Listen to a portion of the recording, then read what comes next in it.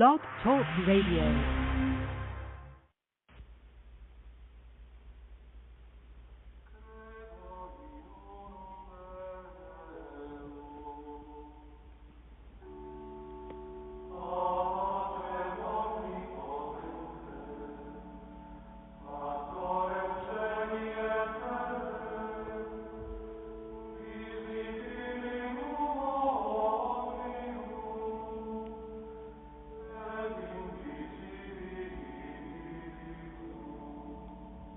Welcome back to Zion's Redemption Radio Network.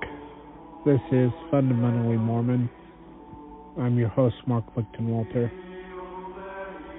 Today we're going to be reading Chapter 2 of Polygamy in the Bible, pages 9 through 13.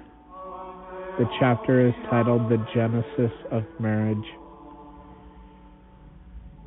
We'll do the reader program portion part of the program first, and then we will get into the reading and commentary after. The reader portion of the program is about 10 minutes long. When we begin the commentary portion of the program, anyone with questions about polygamy or comments about polygamy can call in. The guest call-in number is 917-889-8827. If you call in during this portion of the program, I'll bring you into the call screening room and ask you what your question or your comment is and ask you if you want to go live on the air. If you do, then I'll bring you on. If not, then you can just listen online. I'll put you back in the box. After the commentary portion of the program, anyone with questions on theology can call in the same phone number. There is also a chat room at blogtalkradio.com/fundamentallymormon. Let's get into this reading program portion of the program. Thanks for listening. The Genesis of Marriage, Chapter 2 of Polygamy in the Bible, pages 9 to 13. And the Lord God said, "It is not good that the man should be alone. I will make an helpmeet for him." General 2:18. After the creation, God gave to man a woman with the commandment to multiply and replenish the earth. This was the first obligation of man to his Creator. Man should multiply his species so that his children might also have the same experiences in life. That law of propagation has never been changed or revoked. The creation of the earth was not an accident or a mystery without purpose or reason. Man's probation here is an essential and rewarding experience so that he might learn right from wrong and good from evil. In the midst of this paradise, God placed a tree called the tree of good and evil. If the tree did not have a purpose or reason for being there, God would have plucked it up like an obnoxious weed. Neither did God create man and woman and then heedlessly leave a talking serpent to be their overseer or godfather. Each part of this creation was done with divine wisdom and a profound reason.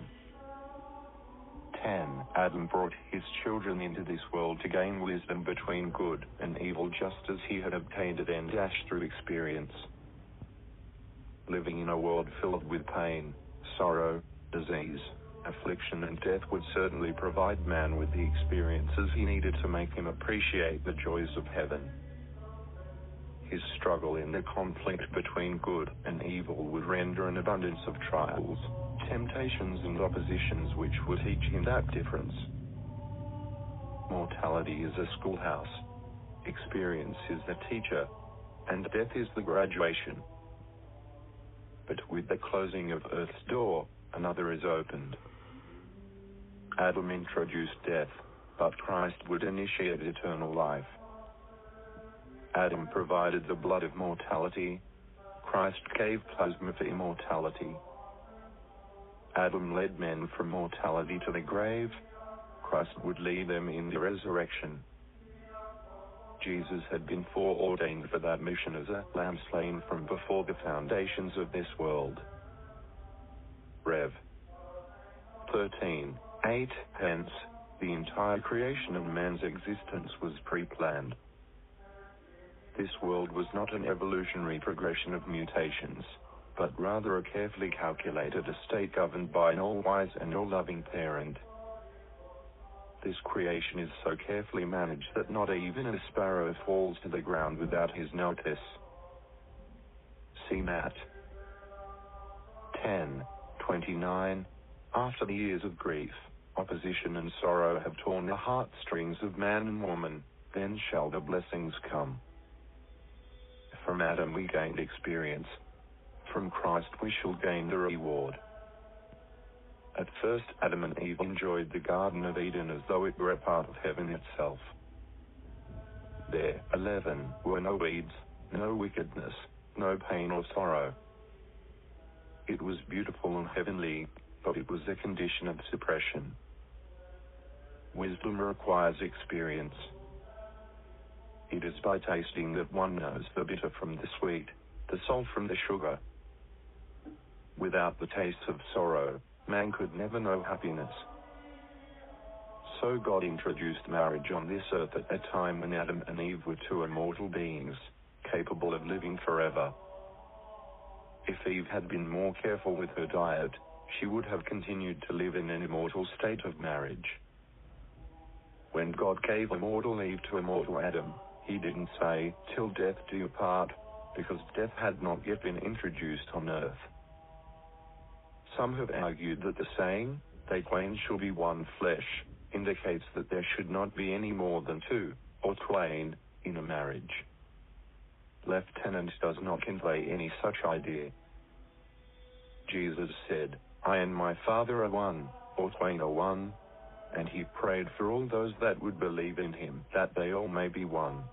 As thou, Father, art in me, and I in thee, that they also may be one in us. John 17:21. It was just as easy for all of his disciples to be one with him as it was for a man to be one with several wives. The 3 wives that were subsequently married to Jacob became one with him in Leah. No matter how many wives a man may have, he and each wife will be one altogether. The motivating principle in marriage is to be one. It matters not if there are only 2 in the marriage or a dozen. Wives, children, and a man should work for oneness in purpose and in love. When the family is united together in all things, they are prepared to unite themselves with heaven and all are one with God. 12. Although marriage is sanctioned, blessed and commanded of God, mankind have wantonly abused it. As Martin Luther said, "And yet the whole world shuns this legitimate, divinely instituted union and prefers to indulge in promiscuous relations, which are harmful in more than one way. Property is squandered, bodies are damaged by serious diseases, God is provoked to inflict horrible punishments, and, worst of all, states and households are destroyed." Why do we not avoid these great evils? Why do we not prefer to seek the blessing of God through a legitimate union? Obviously, because our nature is corrupted by sin, rebellious, and intolerant of laws, and does not want to be tamed or restrained. Luther's Works, Volume 3, 48. The first commandment given to man was to be fruitful, and multiply, and replenish the earth. General 128. To Noah it was repeated, be fruitful, and multiply. Bring forth abundantly in the earth, and multiply therein. General 9. 7 generations of children would continuously be born, or created, who would follow in the footsteps of their great-grandparents who learned good from evil. But God also gave other commandments and rules for guidelines, many of which included laws pertaining to marriage. But many argue that Adam was a monogamist. We are informed about Eve, but it didn't say that he was not a polygamist. Neither did God give any law to him saying that he could not be a polygamist.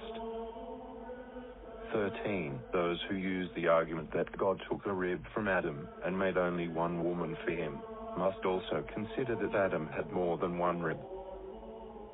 There are many things that occurred in Adam's time that did not particularly mean that it should always be so. For instance, Adam was told to cultivate a garden in Eden. Is that any reason that any of his posterity could cultivate only one garden? God also told Adam and Eve to make coats of skins to clothe themselves, see General 3:21, but this did not mean that everyone else would be condemned if they wore cotton, silk, or nylon. God knew that as a general rule man would not want more than one wife at a time. God also knew that there would be exceptions to this, so he not only allowed them to live plural marriage, but in many instances instituted laws directing them to do so. Polygamy was not a marriage system that began with Moses or in later time, but was mentioned in the very first book of the Bible. It is an historical fact that, in the patriarchal age, polygamy prevailed. Pilaubet's Bible Dictionary, p. 387. Furthermore, it has been prevailing ever since. 14. Chapter 3. Lamech, guilty or not guilty?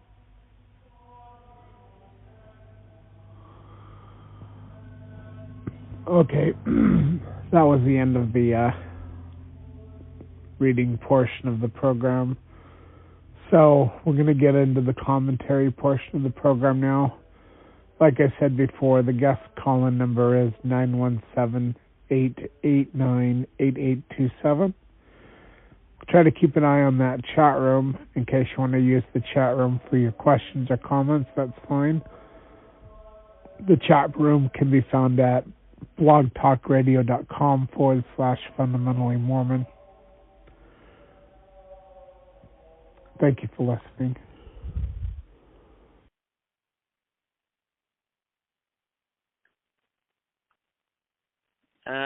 Yeah, I think I'm just going to start reading then. Dad, are you there? Or Mom, are you there? Dad's not on the thing. I'm going to start reading then, because I don't know if anyone's there. Chapter 2, the Genesis of Marriage. And the Lord God said, "It is not good that man should be alone. I will make and help meet for him." Genesis 2:18. After the creation, God gave to man a woman with a commandment to multiply and replenish the earth. This was the first obligation of man to his Creator. Man should multiply his species so that his children might also have the same experiences in life. The law of propagation has never been changed or revoked. The creation of the earth was not an accident or a mystery without purpose or reason. Man's probation here is an essential and rewarding experience so that he might learn right from wrong and good from evil.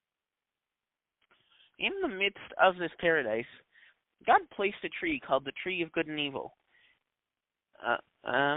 If that tree did not have a purpose or reason for being there, God would have plucked it up like an obnoxious weed.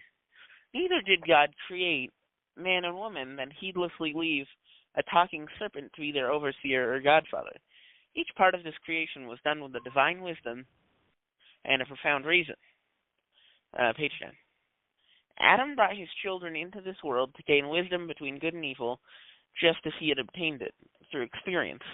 Living in a world filled with pain, sorrow, disease, affliction, and death would certainly provide man with the experiences he needed to make him appreciate the joys of heaven. His struggle in the conflict between good and evil would render an abundance of trials, temptations, and oppositions, which would teach him that difference. Mortality is a schoolhouse. Experience is the teacher, and death is the graduation. But with the closing of the earth's door, another is opened. Adam introduced death, but Christ would initiate eternal life. Adam provided the blood of mortality. Christ gave plasma for immortality. Adam led men from mortality to the grave. Christ would lead them in the resurrection. Jesus had been foreordained for that mission as a lamb slain before the foundations of this world. Revelation chapter 13, verse 8. Hence, the entire creation and man's existence was pre-planned. This world was not an evolutionary progression of mutations, but rather a carefully calculated estate governed by an all-wise and all-loving parent. This creation is so carefully managed that not even a sparrow falls to the ground without his notice. That's a weird expression. See Matthew 10, chapter 10, verse 29. After the years of grief, opposition, and sorrow have been torn the heartstrings of man and woman, or they have torn the heartstrings of man and woman, then shall the blessings come. From Adam we gained experience, from Christ we shall gain the reward. At first, Adam and Eve enjoyed the Garden of Eden as though it were a part of heaven itself. There were no weeds, no wickedness, no pain or sorrow. It was beautiful and heavenly, but it was a condition of suppression. Wisdom requires experience. It is by tasting that one knows the bitter from the sweet, the salt from the sugar. Without the taste of sorrow, man could never know happiness. And we are now on page 11. Anyone have anything to say? Will I take a drink?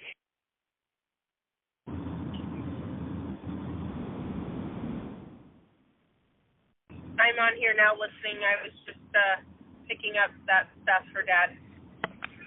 Can you hear me? Yeah, I hear you. Oh, okay. Yep. So I can hear you. You're coming in loud and clear. Okay, that's good. Anything to say? Yep. Nope. I just Okay. wanted you to know that I'm listening in so that you're not there by yourself. Okay, I started and I'm like, I don't know where everyone is, so I'm just going to start reading. So I read Dad's on the probably road. a quarter of the way to it. Okay, that makes sense. Yeah. Yeah, he was breaking up, and I had asked him a question about what I was picking up, so then I called him, and he was breaking up on the mine road. So he'll call back in when he comes back down. Okay, I'm going to continue reading then. So God introduced marriage on this earth at a time when Adam and Eve were two immortal beings, capable of living forever. If Eve had been more careful with her diet, she would have continued to live in an immortal state of marriage. When God gave immortal Eve to immortal Adam, he didn't say, "Till death do you part," because death had not yet been introduced on the earth. Some have argued saying that they twain shall be one flesh indicates that there should not be any more than two or twain in a marriage. It does not convey any such idea. Jesus said, "I and my Father are one," or twain are one, and he prayed for all those that would believe in him, that they may be one, as thou, Father, art in me, and I am thee, that they may also be one in us. John chapter 17, verse 21. It was just as easy for all of his disciples to be one with him as it was for a man to be one with several wives. The three wives that were subsequently married to Jacob became one with him and Leah. No matter how many wives a man may have, he and each wife will be one or together. The motivating principle in marriage is to be one. It matters not if there are only two in a marriage or a dozen. Wives, children, and the man should work for oneness in purpose and in love. When the family is united together in all things, they are prepared to unite themselves with heaven, and all are one with God. Page 12. Anything to say? The whole time, but I was, like Mom said, I was on the mine road. I just think it's funny when you think about the Trinity and the people that are like, well, Jesus says he's one with the Father, but then right after that he says he prays that they all might be one together, the apostles. So we could call it the fifth Trinity, not the Trinity, if that's the case, if you take that reading of it, which is an incorrect interpretation of Scripture. So I don't know. I just think it's interesting. Also, when people flip out about adultery, what's interesting about adultery is if you go back into the Greek or the Hebrew, it means a woman who is married, and a woman commits adultery when she breaks the marriage bond. Or if a single man or a married man is with another married woman, then he commits adultery with her because she's committing adultery. That people, they get that word and they think that they can interpret it by the light of their Gentile understanding, when that's problematic, because then you come up with an incorrect interpretation of Scripture. And you can know closer what the true interpretation is by reading what the definition of the word is in the original language, not by just taking it as, oh, well, this means this in our culture, so that must mean the same thing. Well, oftentimes it doesn't. So, yeah, and then after you do all of that, that's called studying it out to the best of your ability. You go and you get revelation about it and inspiration and all that, But before you do all of that, you've got to know what the words mean before you pretend to know what the words mean. You have to actually study it. And, back in the day, people may not have been able to do that as well as we can today, but we can today. It's easy. You can figure out what the definition of these words are pretty easy. Anyway, Kim, did you have something to say? You're muted, Kim. I know. I was going to say pretty much the same thing that you were saying. And also it has to do with the whole family, like the kids, everybody being one, and as a unit in the family. So when everybody is trying to go off in different directions, then it makes it difficult for you to be one, because you don't have one heart, one mind. And so essentially, it's very difficult, I feel like, if you're raising teenagers, because they want to go off and do their own thing and, not necessarily have one mind with the parents, which makes it difficult. But then it does say that, your daughter, your children, they will cleave unto their husbands, and, husbands to their wives. So they're just getting in that, stage where they are preparing to be one with another. And until then, like with all of the kids and everything, that's why you teach and you teach your children up in the same way, so that way you can be one. And essentially what it will be, when they're talking about being one, even in the city of Enoch, they were one, but they weren't all married to each other. They were of one mind, one spirit. They all were for God's plan and for serving each other and serving Him. So I think it depends, because I think a lot of people want to interpret Scripture their own way. That's what I feel like. They want it to make sense for them, and they want it to go with what they feel is best, instead of asking God for interpretation, asking God for knowledge and help.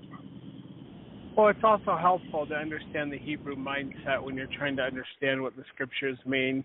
Even the Book of Mormon was written by a Hebrew culture, especially the first part where they lived the law of Moses, the Torah, and they understood it correctly. And when we come at it with a Gentile mindset, we misinterpret what is being said. We don't understand that they understood it a certain way because they understood the Torah. So when in section, I can't remember what section it was, in 1832 that the church was placed under condemnation. Part of the reason for that was that they treated the former revelations lightly. That includes the Torah. A lot of people think that we don't have to worry about that stuff anymore, but the foundation of the law was the Torah, and the foundation of higher laws is still the Torah. And Jesus said, I do not come to do away with one jot or tittle of the Torah, So, it is what it is. Anyway, I'm going to mute myself. Okay, I'm going to continue to read then. Although marriage is sanctioned, blessed, and commanded of God, mankind have wantonly abused it? As Martin Luther said, and yet the whole world shuns this legitimate, divinely instituted union and prefers to indulge in promiscuous relations, which are harmful in more than one way. Property is squandered, bodies are damaged by serious diseases, God is provoked to inflict horrible punishments, and, worst of all, states and households are destroyed. Why do we not avoid these great evils? Why do we not prefer to seek the blessing of God through a legitimate union?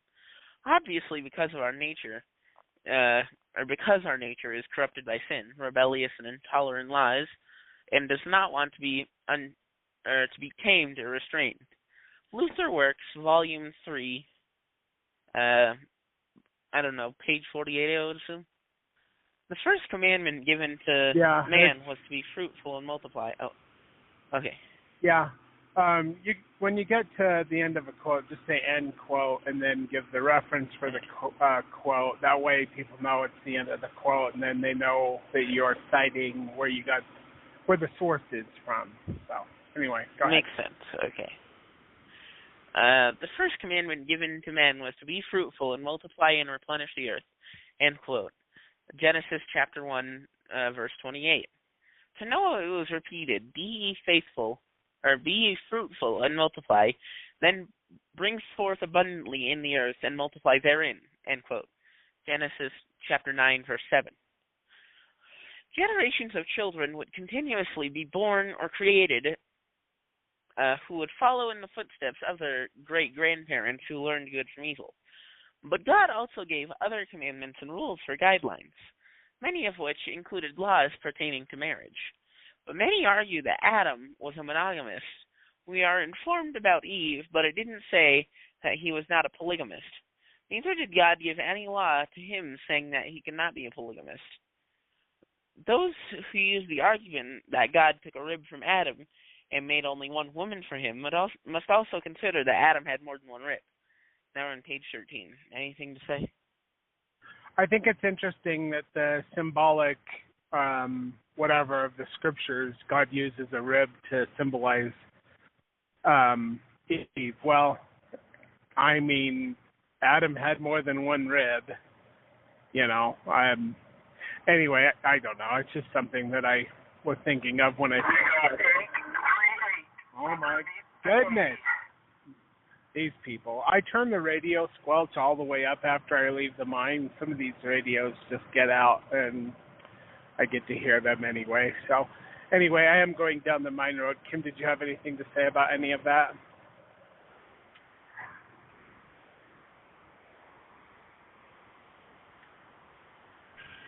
No, I pretty much agree with what you say. Sorry, it takes me a minute to unmute my mic. Oh, that's fine. Okay, I'll just mute myself again. Okay, continuing on. There are many things that occurred in Adam's time that did not particularly mean that it should always be so. For instance, Adam was told to cultivate a garden in Eden. Is that any reason that any of his posterity could cultivate only one garden? God also told Adam and Eve to make coats of skins to clothe themselves. See Genesis chapter 3, verse 21. I don't know why it's weird like that. It's not like a full quote, it's just a section of it, I guess. But this did not mean that everyone else would be condemned if they wore cotton, silk, or nylon. God knew that as a general rule, man would not want more than one wife at a time. God also knew that there would be exceptions to this, so he not only allowed them to live plural marriage, but in many instances instituted laws directing them to do so. Polygamy was not a marriage system that began with Moses or in later time, but was mentioned in the very first book of the Bible. It is a historical fact that in the patriarchal age, polygamy prevailed. End quote. I think it's another thing like that last one where it's part of it.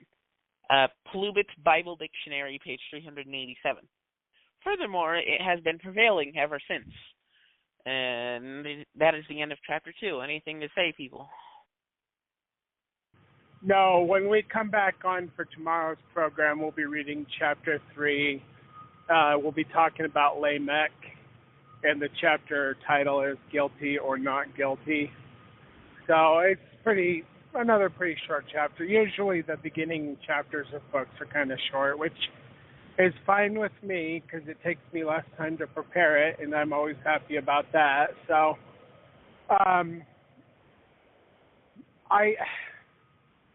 the reason why we're doing this right now is because so many Gentiles, they have a huge problem with polygamy.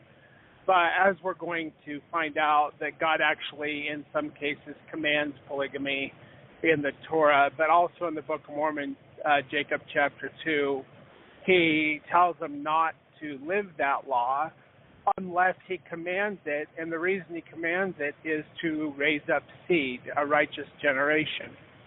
Well, in the Old Testament, everybody who was commanded to live plural celestial marriage or plural marriage was part of Israel, and they did raise up children unto Israel and unto God through Israel.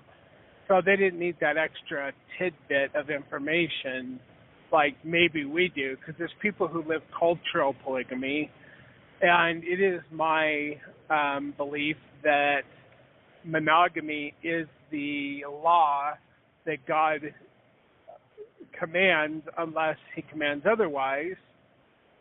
But God is always looking to raise up a righteous seed unto himself, a righteous children.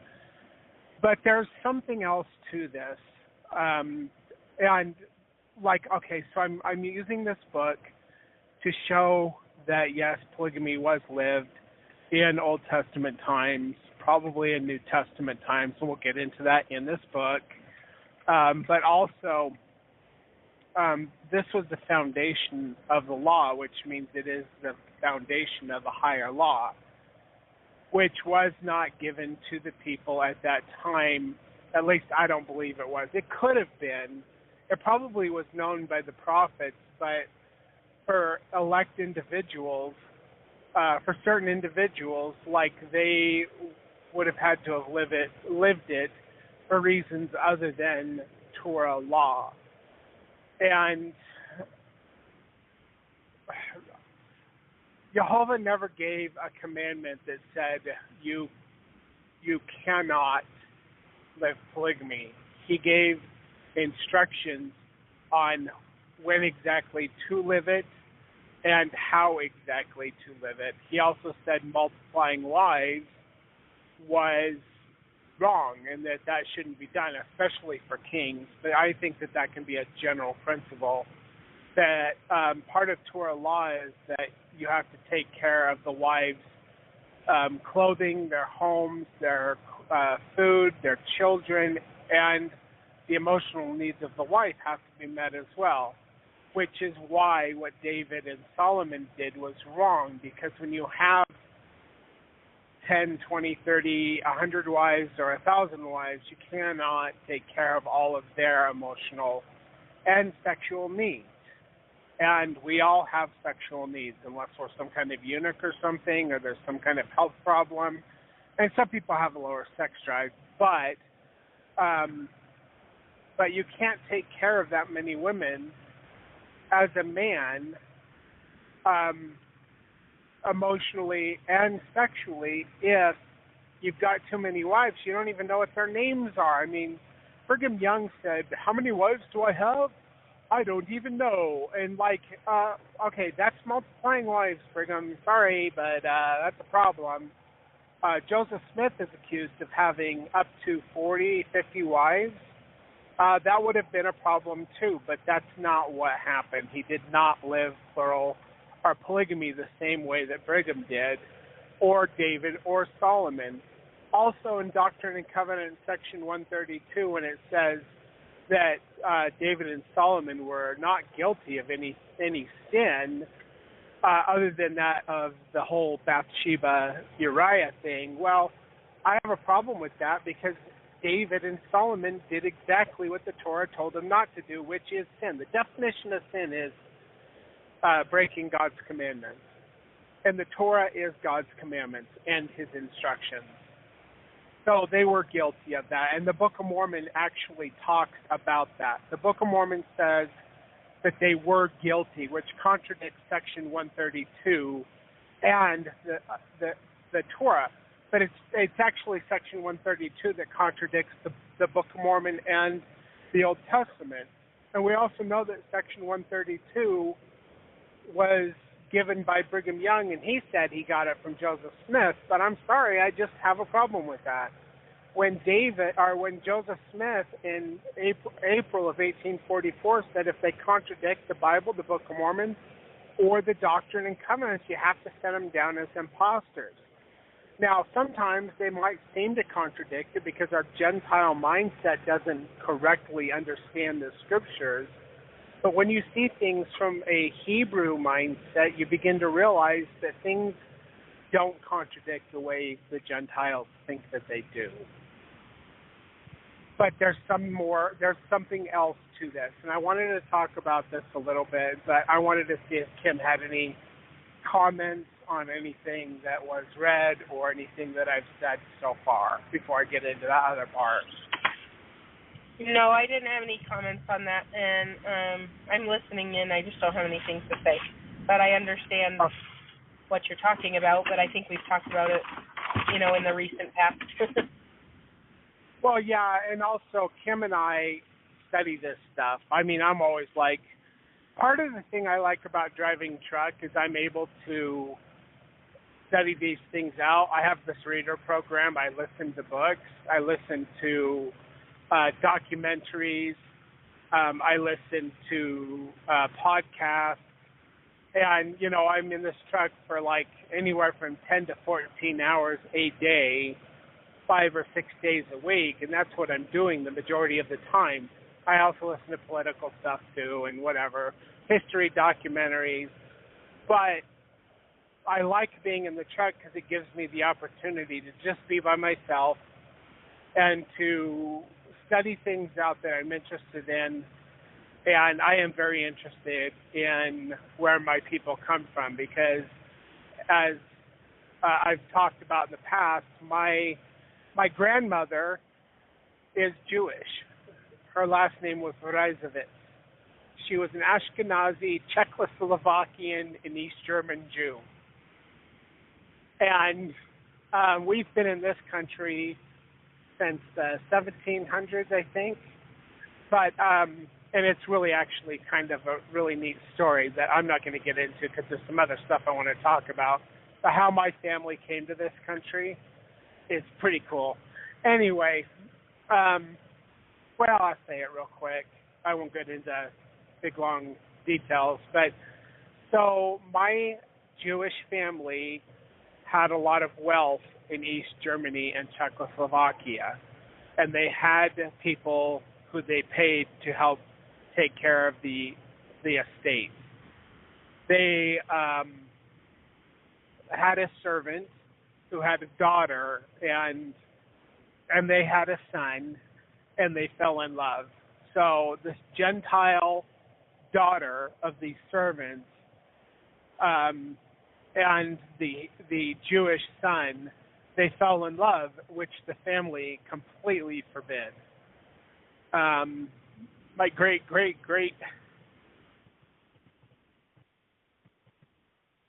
grandpa went and married her in secret, and they had a child, and the family took the child and they put it in an orphanage, some Christian orphanage, and they forbid it. So my great grandpa went and got he moved to another place and took her with him, and he got a job on a ship, and he hid her on the ship, and the ship was headed for multiple destinations, but one of the places that they went to was the United States of America. And as soon as my grandfather saw that they were getting close to Ellis Island, he went and got her, and he'd been taking food to her and stuff, and they jumped off the ship together and they swam to the shore, and eventually they made it up into to Wisconsin and Illinois, in that area there.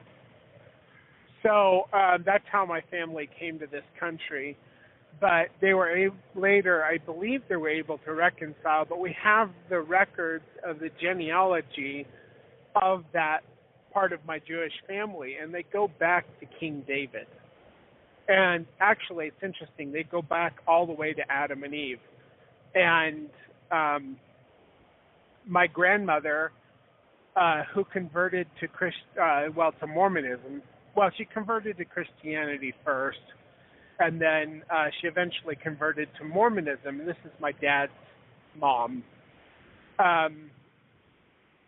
She didn't want us to know that she was Jewish. She wouldn't even tell us what her maiden name was. We just knew her as Lucille Ricker. So anyway, I was in my mid-20s, I think, when I found out the genealogy, and I found out that we were Jewish. At least in part. Of course, we're a bunch of mutts, and we've got other things too. I'm Scottish. I even found a Chinese guy way back. Wasn't able to follow that genealogy anywhere, but there was one guy from China. Scottish. I'm related to Scottish royalty and to Charlemagne and to a bunch of royals through both my mom and my dad. And it was kind of funny. We were watching The White Queen on Amazon or Netflix or somewhere. I can't remember. It's a series, and I really, really liked it. But this is my family. And when Kim and I were watching this show a week or two ago, there were banners in the background with standards on them, and I paused it and I rewound it, and I was like, Kim, look, you see those standards? That is in those books that my grandparents had when I was growing up. They had a bunch of old books, old family Bibles and old genealogical books, and those standards were in those books. And I was telling Kim I hate them because of how they were, but they're my family. That's where I come from.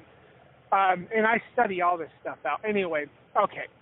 So I've gotten a little bit further into it than I intended to. But what I wanted to say was I always wondered why polygamy was a thing, and I heard all the arguments, women couldn't have property, and that was a thing in Israel too. There is good cultural reasons for ancient polygamy, but why is it necessary that we have plural marriage in our day and age? And I never understood that.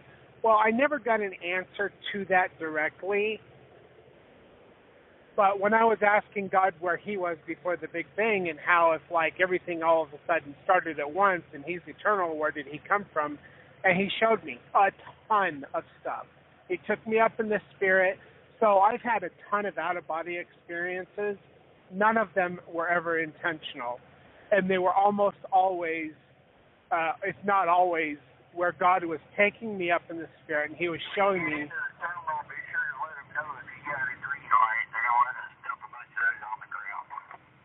All right, thanks. Anyway, so I wanted to know a bunch of things, and like God, when he showed me this history of who we are and where we come from and where God the Eternal Father comes from and where the spirits come from, part of what I saw was a cloud. In fact, that was the beginning part of this vision that I had opened up before me as I was in the spirit, and God the Father our Father was standing next to me, and he said, look, and I saw this cloud of light, and I'm in space, okay, and I saw this cloud of light that was massive in front of me, and I came down into the light, into that cloud, and I saw that there was little raindrops. I don't know how to explain it. It was like raindrops, and each of these duelids of if you see a cloud, you see this big cloud, but it's made up of these raindrops or this moisture, whatever. Anyway, but I saw each one of these things, and they were orbs of light. And God said, look, and I looked, and there was a flash of light, and one of the orbs separated into two orbs. And he told me that this is the birth of the Spirit, and these were the intelligences. And when the Spirit it becomes self-aware, it separates, and it becomes a spirit, a male spirit and a female spirit. But when that happens, that the separation of the male and the female actually starts a clock, an aging clock. And the intelligence can't die, but the spirit can. And each spirit that becomes a spirit eventually will wear out and it will die, unless this filling ordinance is done so that the male and the female are stilled together again. All right, I'm sorry. I'm going in the dip. I'm going to break up for a minute. And did you have anything to say about any of that? I'd only heard that one story that you had talked about one other time, I think, and I thought it was interesting then and was curious how it got passed down. But a lot of your genealogy did, and one time your aunt tried to contact me. I don't remember if you said that. You might already told them that, but she contacted me with the information from it so that it could be sent to you. I just think that it's interesting. It's really actually a treasure that you have all that stuff. And that you have stories to go along with it. The people that you come from, your ancestry, kind of speak for, like, who you are. I know my own ancestry came over on the Mayflower, and my great-great-great-uncle was the first governor John of Carver. Rock, and he was also he was the captain of the Mayflower. Yeah, the captain of the Mayflower also, yeah. So I just think it's interesting who we come from. And I come from a long line of patriots, like hardcore political, belief in only and they still are. powerful people. Yeah, they still are. Where my ancestor even here, they are very much like power to the people, not to a government, and they are very much like all about the rights of others. Everybody has the right, to certain things. Well, they were so Puritans. Yes, yeah, that's what. Yep. Exactly. And they were were escaping my family, who was overbearing and trying to control everyone. Yeah. I was really quickly just going to run out back and check the goats, but I'm going to leave my phone up here for a minute. It'll be like 5 minutes. But Emmett's going to keep reading, right? And I'm just going to run back to check them really quick before I go in. Oh, all done. He's done. Yeah, I knew that. I was listening when he stopped. Sorry. Yeah, I knew that. Okay, well, but I'll I just finish. have to go back and check on them. Okay, that's fine. All right, well, I wanted to say some more about what I was talking about, but I went in the dip, which is where I break up. Okay, so I show all of this stuff in the scriptures, and I try to explain it, but that doesn't prove anything to anybody. And what I'm about to tell you doesn't prove anything to you either. But this is what God showed me, why it's important. Because the war in heaven, there were many more elect females than there were males. And what the elect were when Jesus presented the plan of salvation, the elect were those who never left the plan of salvation to follow after Lucifer. We were the ones who went among those who were deceived by Lucifer before he fell and became a Satan or Satan, and we went and taught those people and brought them back over to the plan of salvation. So when it talks about 1/3 of the host of heaven falling, that was a third that did not listen to us. That they thought that Lucifer had more right to rule than Jesus did. And they liked his plan better, which is a plan of damnation, not a plan of learning and of forgiveness and of experience. So anyway, but the elect, they qualify for higher blessings. And the elect qualify for the sealing ordinances. And the elect of the elect were saved for this time during this age of the restoration to come down on the earth where these things would be revealed to a prophet, and that prophet was Joseph Smith, and God has revealed these things to me in greater detail than what Joseph Smith recorded. And that's why I can speak about these things. That when the elect females outnumber the elect males, but there has to be these sealing ordinances for the elect male and the elect female to become one in the sealing ordinance, and then also to be sealed to Jesus Christ through the law of adoption. That is really, really important. Joseph Smith didn't live plural marriage the way the ancient Israelites did, and he didn't live it how Brigham Young and Heber C. Kimball and John Taylor and these guys did either. He understood the sealing ordinances, which are required for you to receive the highest blessings of exaltation. You have to be sealed, a man to a woman and a woman to a man. And if there are more elect men than women, then there would be polyandry, because it's not even about the marriage relationship. It's about the sealing. That's the higher understanding of the law. Now, God does still want to raise up children unto himself. He wants women to be with righteous men. And if there's a bunch of lying hypocrites in the church or in the world, he doesn't want you as a woman to be sealed to them. Joseph Smith knew this as well. That's why he was sealed to women who were married to other men. Men who were not elect and not devout and would not make it to the highest levels of the celestial kingdom, and probably didn't believe Joseph Smith and probably didn't care. But these men allowed their wives to be sealed to Joseph Smith through this sealing ordinance. But these women continued to live with the men that they loved. Which, and all of these things are so misunderstood by the people because they don't understand why it's even necessary for these things to happen. And they twist it according to their own dark understanding. And you know, they spread slander and lies about Joseph Smith and what he did. Joseph Smith was also sealed. See, you can be sealed to somebody without being married to them. But if he chose to be married to them, which I don't believe he did, but it would still not contradict Torah, and it would not be a sin. If these women wanted to be sealed to Joseph Smith and have children by him and raise up families, that wouldn't have been a sin either.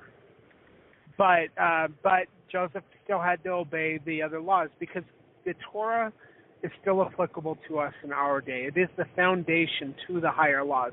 Everybody's like, well, that's just the law of Moses. That's just a lesser law. Well, lesser laws the higher laws are built upon on top of lesser laws. When God gives us instructions that are the lesser law, it's only to prepare us for the higher law. But most people don't. They pretend to know the higher laws, but they don't understand the lesser laws. And if you don't understand the lesser laws and the Hebrew mindset of these things, you're not going to understand the scriptures. You'll get bits and pieces, and the Spirit will testify to you about those parts that you do understand, but there's some deeper things that you will not understand unless you get inspiration, revelation. But you have to study these things out. That's why it is good to study what these words mean. Now, real quick, a lot of people use the Strong's Exhaustive Concordance to understand these things. I would advise against that, because how they came up with the Strong's Exhaustive Concordance is they took the English scriptures and they said, okay, well, this word is this, and we're going to go back into Hebrew and find a word that matches it. So they're back engineering, or they're Emmett.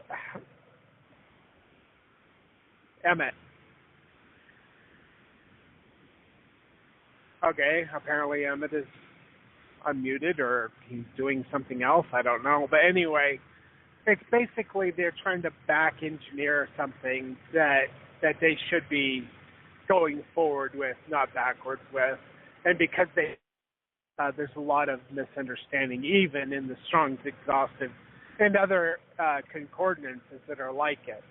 So I do have a Strong's Exhaustive Concordance, and I try to use it, but I understand how it was made, and I understand the error of it. So anyway, so when I talk about these things, one of the reasons why I'm so like, nope, this is the way it is, because that's what God showed me. And I know that it's true. And I can show things in Scripture and show evidence of it, but if you don't like it because you have a carnal idea of what it means, then you may never, ever get past that. And I'm sorry, because that is part of Zion's redemption. These sealing ordinances are required for Zion to be redeemed. So, Emmett.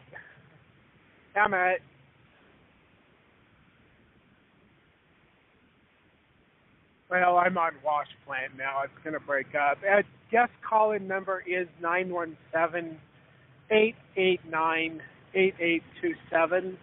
That's 917-889-8827. And there is a chat room. .com/fundamentally Mormon. I hear somebody. I know you're starting to break up a little bit. Yeah, it's me. I was still listening to you. I was waiting for you to be done before I went out back. I'm on. But I know you're on wash plant. Yeah, so you're going to be breaking up. That's okay. Yep. I don't know exactly what he was doing or what he was up to. I do know that if you study these things out to the best of your ability, then you can go to God and ask Him for more information, and He will give you and reveal unto you truth. Also, He can help lead you to the people who know the truth. Haphazardly go about it, and they might hear something that somebody says, but they never look into it themselves. And they think God is going to give them an answer when they don't even care to go and study this stuff out to find out the truth. You know, hold on. Go ahead.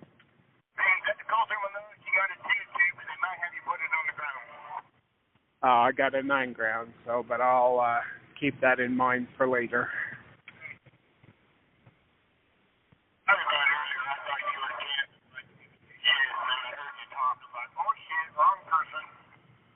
That's fine.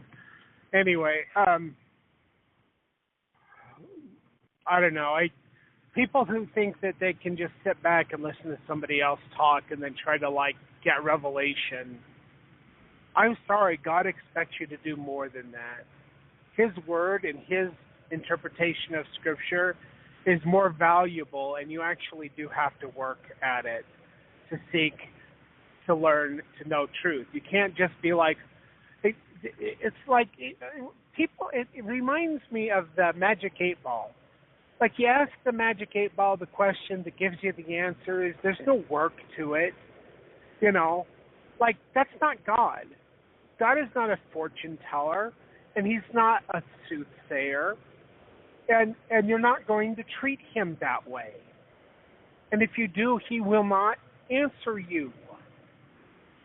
There's more to this, and like people that are treating the former revelations lightly, if they were under condemnation back then, guess who's under condemnation still today? There's so many lies in apostate Christianity, and we just adopt traditions like crazy. But there's lies. The whole idea that the Torah was nailed to the cross. Why was Paul and Peter still obeying Torah law? Like they were, and not just a little bit. That's what they did. The first Christians were all Torah-observant Israelites, even after Jesus taught them for the 40 days after the resurrection. So, I don't know. Emmett, are you there? I don't know why he would be gone, because Emmett had the headset so he can walk around the house, and he's supposed to be watching the studio. So I don't know why he would be gone. Yeah, he might not feel good, though, still. Well, he can lay on. There's a couch in the office. He can lay down. He knows what I ask him to do. He says he'll do it, and then he does something else. I can't do the end music while I'm driving. I can't be operating the studio. That's why I asked him to please watch the studio for me. And he has a $180 headset to where he can even walk around if he wants to and still listen. So I don't Lydia's understand. going in right now so she can find out. Maybe he had an emergency with the littles or something. He had to go check on them or something. I don't know. Yeah. I'll give him the benefit of the doubt, but this is kind of stuff that he does. But he's 16, the listening audience. If you've dealt with a 16-year-old, you might have an idea of what it is to be the parent of a 16-year-old. He's actually pretty good. He's a very kind, gentle giant. So. Yeah. So I can pull over here. I'm at the spur. Okay.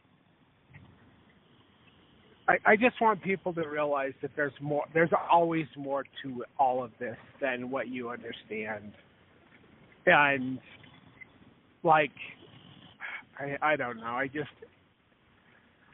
And the other thing too is like, okay, so I understand the truth because God showed me all these things, and I've gotten confirmation of the Spirit. And I stand here as a man on the earth with an endless line of people coming against these things. And when I'm like, no, well, okay, we'll try to look at the scriptures, because I can't prove anything by the things that I've been shown, but I can go to the scriptures and say, look, this is not an abomination the way you think it is. These people did live this, but it's just an endless line, and it wears me out. I don't have time to be battling everyone, but since this has become a huge topic among people that in groups that I'm in, I decided, well, I guess I should probably try to focus on this for a little bit. So it's not what I want to talk about, but it Mark, is. Hello? Yeah. Emmett can hear you, but he said he couldn't hear you say his name. That's because he's not paying attention. That's what I think. So he said he could hear you. That's nice. All right, well, I'm going to play the music. I don't know if it'll work. I tried to redo it down on the program today, but I got to get out. Okay. So we'll be back on tomorrow with Chapter 3, Lamech, guilty or not guilty of polygamy in the Bible. Thank you for listening. Take care, everyone. God bless, and goodbye.